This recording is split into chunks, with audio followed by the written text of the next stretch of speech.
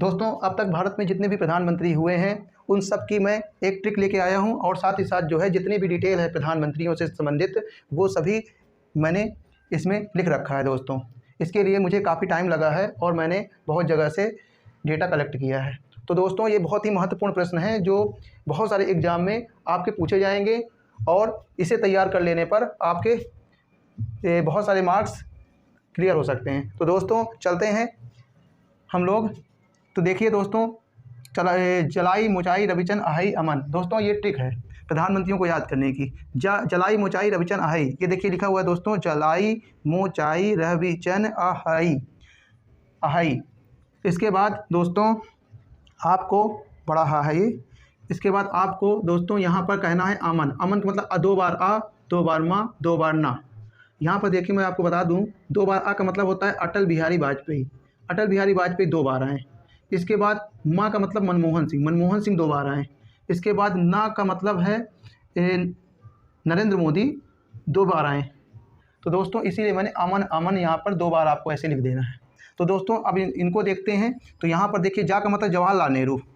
देखिए सबसे पहले जा हुआ जवाहरलाल नेहरू, फिर लाल बहादुर शास्त्री, फिर ई का मतलब है इंदिरा गांधी। तो दोस्तों चलिए हम लोग डिटेल से पढ़ते हैं इसके बारे में। तो देखिए सबसे पहले हम जवाहरलाल नेहरू के बारे में पढ़ते हैं दोस्तों। देखिए जवाहरलाल नेहरू का जो जन्म था, देखिए जवाहरलाल नेहरू का जो जन्म था उत्तर प्रदेश में पैदा हुए थे, इलाहाबाद में। आनंद भवन इनका निवास स्थल था इलाहाबाद में। और दोस्तों यहाँ पर देखिए 14 नवंबर 1989 को ये पैदा हुए थे। इनका जन्म दिवस 14 नवंबर को प्रत्येक वर्ष बाल दिवस के रूप में मनाया जाता है।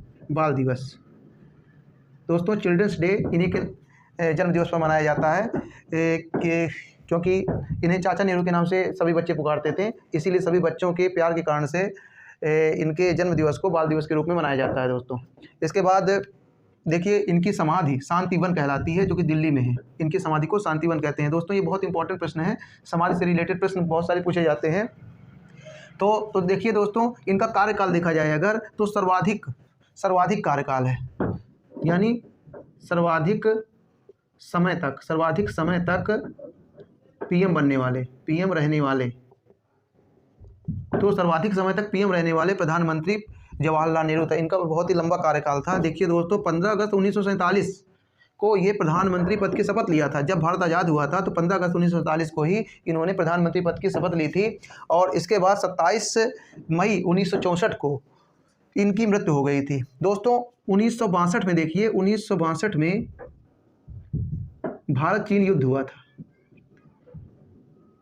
भारत और चीन के बीच युद्ध हुआ था, जिसका गहरा सदमा लगा था पंडित जवाहरलाल नेहरू को। उस समय प्रधानमंत्री थे और चाइना ने समझौता के बावजूद भी डायरेक्ट भारत में आक्रमण कर दिया था। अचानक भारत की कोई तैयारी भी नहीं थी सेना से लड़ने के लिए, इसलिए इस चीज़ पर काफ़ी नुकसान हुआ था भारतीय सेना का इस युद्ध में।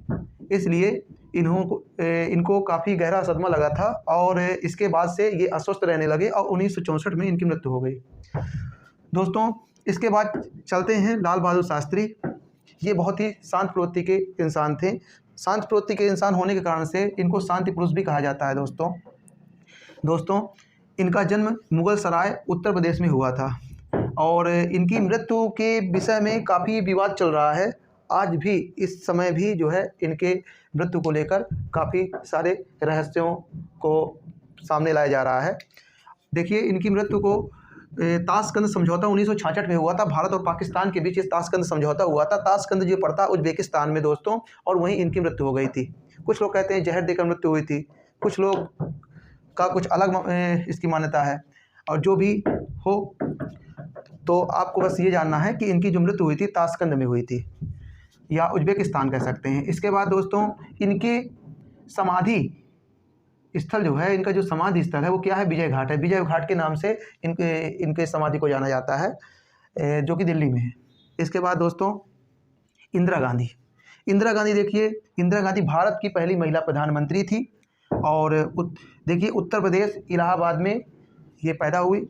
इसके बाद देखिए पहली महिला प्रधानमंत्री, जैसा पहला प्रश्न है। इसके बाद पहली प्रधानमंत्री जो राज्यसभा सदस्य थी। दोस्तों इसके पहले जितने भी प्रधानमंत्री थे लोकसभा सदस्य थे, जैसे पंडित जवाहरलाल नेहरू लोकसभा सदस्य थे, लाल बहादुर शास्त्री भी लोकसभा सदस्य थे। इंदिरा गांधी ऐसी प्रधानमंत्री हुई जो कि राज्यसभा सदस्य थे। दोस्तों, प्रधानमंत्री बनने के लिए या तो राज्यसभा का सदस्य होना चाहिए या तो लोकसभा का, यानी सदन का सदस्य होना चाहिए, संसद में किसी भी सदन का सदस्य होना चाहिए। तो दोस्तों, इसके बाद देखिए लोकसभा में सर्वाधिक बार प्रस्तुत अविश्वास प्रस्ताव किस पीएम के खिलाफ लागू किया गया, तो इसका भी उत्तर है इंदिरा गांधी। इसका मतलब है दोस्तों कि ये लोकसभा में सबसे ज़्यादा इन्हीं के खिलाफ अविश्वास प्रस्ताव पारित किए गए, ये इंदिरा गांधी के खिलाफ। इसके बाद मोरारजी देसाई की बात करते हैं। ये गुजरात के रहने वाले थे, ब्राह्मण परिवार के थे। दोस्तों, ये पहले ऐसे प्रधानमंत्री थे जो कि कांग्रेस पार्टी के नहीं थे, यानी पहले गैर कांग्रेस पार्टी वाले पीएम कौन थे, वो थे मोरारजी देसाई। दोस्तों, इसके बाद हमारे 5वें नंबर के, देखिए ये सीरियल लिखा हुआ है, ये 5वें नंबर के चौधरी चरण सिंह प्रधानमंत्री बने। ये उत्तर प्रदेश में हापुड़ के रहने वाले थे। और देखिए दोस्तों, यहाँ पर लोग इसके बारे में यहाँ पर महत्वपूर्ण प्रश्न है। देखिए, लोकसभा का विश्वास मत प्राप्त किए बिना ही पीएम बनने वाले प्रथम व्यक्ति, यानी इन्होंने लोकसभा का विश्वास मत प्राप्त नहीं किया, इसके बावजूद भी ये पीएम बन गए। ये ऐसे प्रथम व्यक्ति थे। दोस्तों, इस पर मार्क कर लीजिए, बहुत ही इंपॉर्टेंट क्वेश्चन बनने वाले हैं ये, और एग्जाम में ऐसे ही क्वेश्चन पूछे जाते हैं। इसके बाद दोस्तों देखिए, किस पीएम ने अपने कार्यकाल के दौरान संसद का सामना नहीं किया, ये भी दोस्तों आए हुए प्रश्न है, इनको मैंने कलेक्ट किए हैं।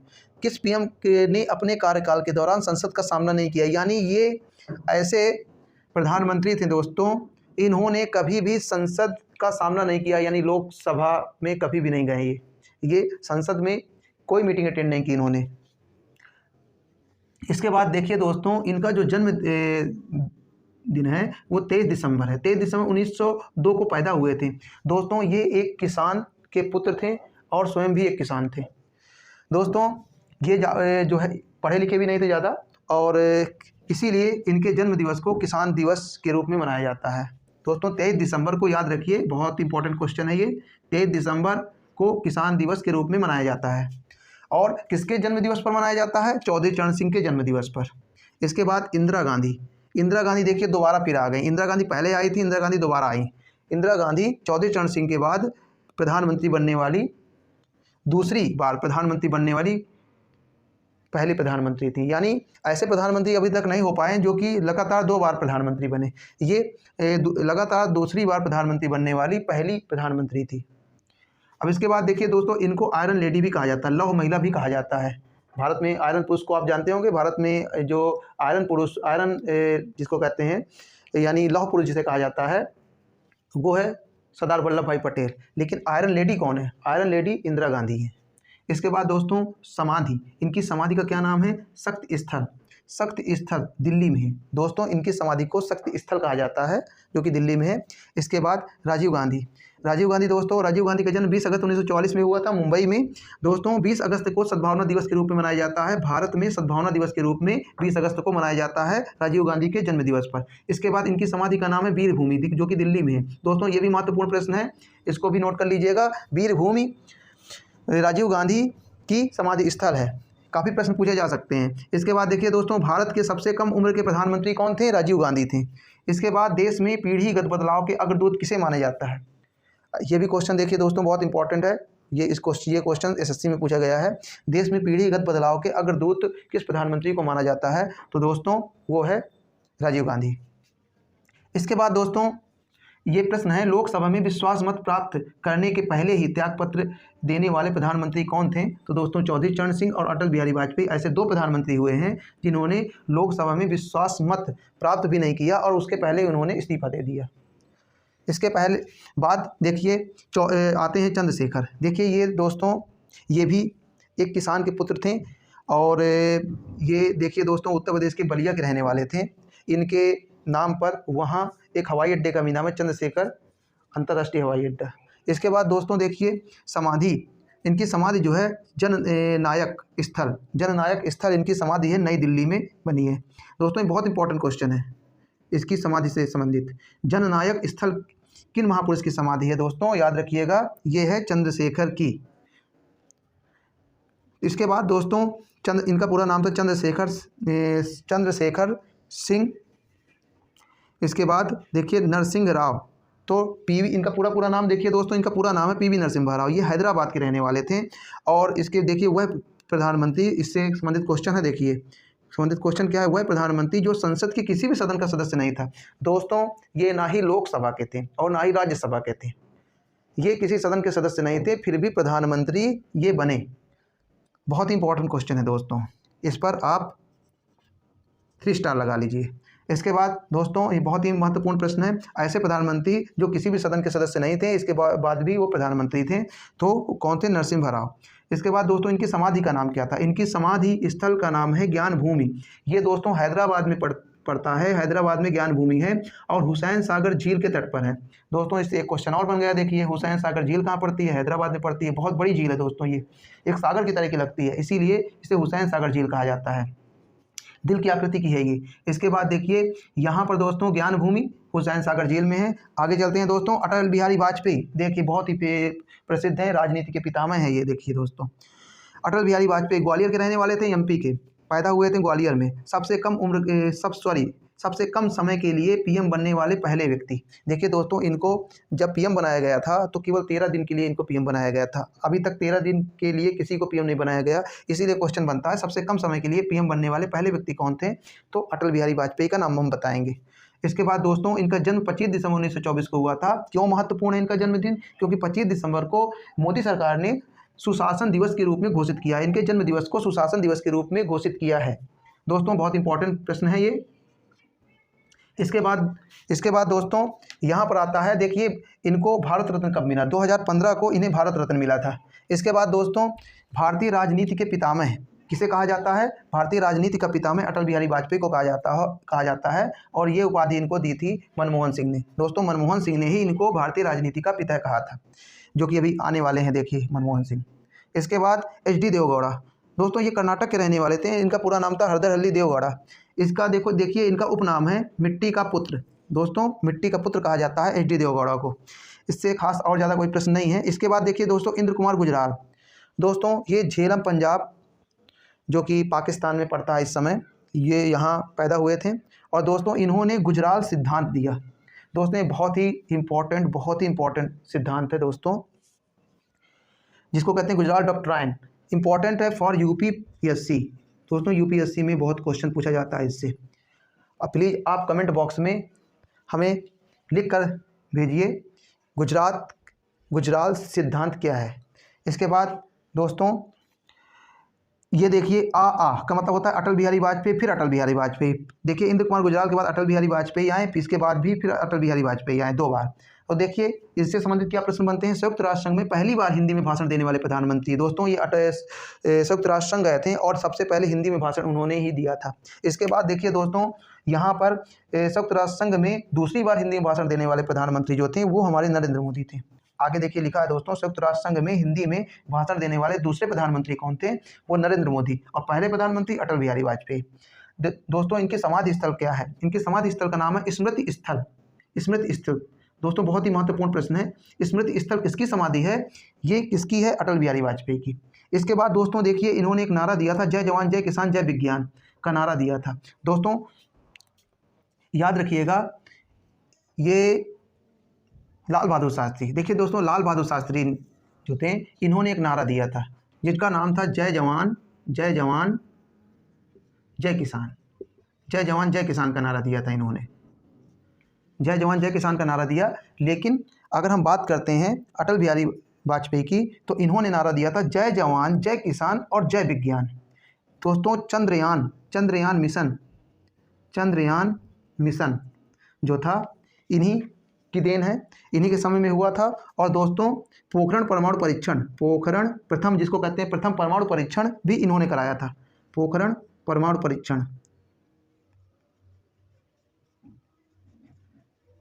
ये भी इन्होंने कराया था। दोस्तों बहुत ही महत्वपूर्ण कार्य हुए हैं अटल बिहारी वाजपेयी की सरकार में और चंद्रयान मिशन के कारण से ही इन्होंने एक नारा दिया था जय जवान जय किसान जय विज्ञान। विज्ञान भी इसमें शामिल कर दिया गया। इसके बाद दोस्तों देखिए 3 बार लगातार भारत के प्रधानमंत्री रहने वाले प्रधानमंत्री हैं ये। 3 बार लगातार भारत के प्रधानमंत्री कौन बने? अटल बिहारी वाजपेयी।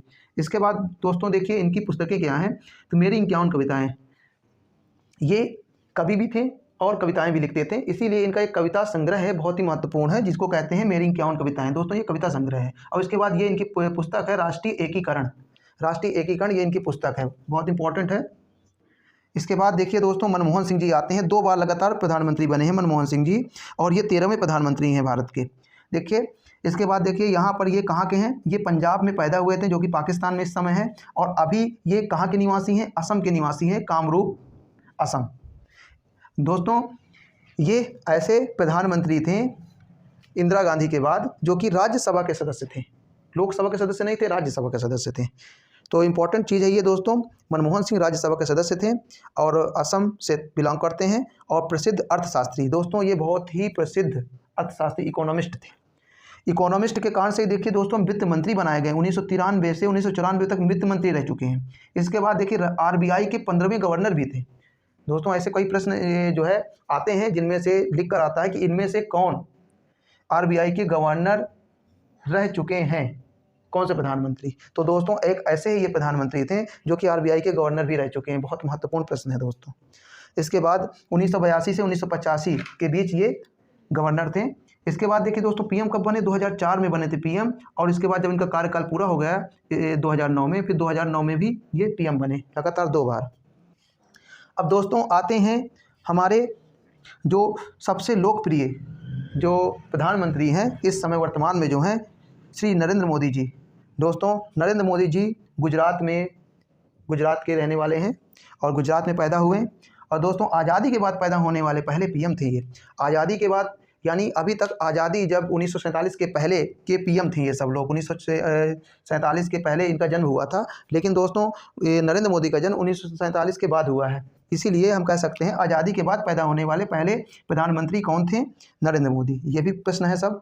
इसके बाद देखिए दोस्तों इनका कार्यकाल क्या है, 2014 से 2019 तक ये प्रधानमंत्री रहे। फिर दूसरा कार्यकाल क्या था, 2019 से दोबारा इन्होंने लोकसभा चुनाव जीता और 2024 तक रहेंगे। इसके बाद दोस्तों ये 2024 में लोकसभा चुनाव आने वाले हैं। अब इसमें देखिए आगे। इसके बाद देखिए दोस्तों अभी तक 6 महाद्वीपों की इन्होंने यात्रा किया, 59 जिनमें से देश आते हैं।